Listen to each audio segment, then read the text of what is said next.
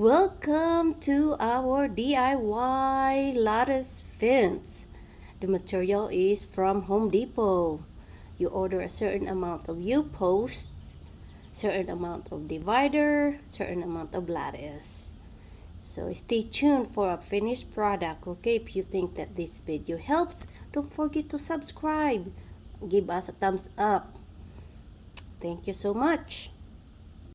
This is one of the materials that we use for our DIY lattice fence, and it's a zip tie.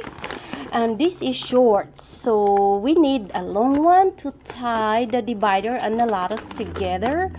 So this is measured, I think, if I'm not mistaken, is 8.5.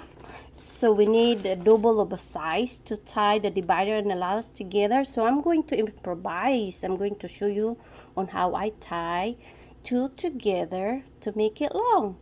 So you put these two together at least 1/2 inch, and you held the click, and voila, just like that.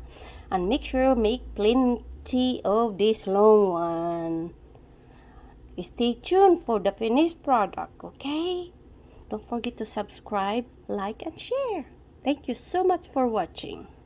We use this for the U-post to help us put the U-post onto the ground. Yep, and it works just fine.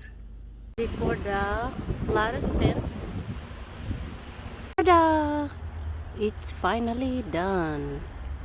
Finally done.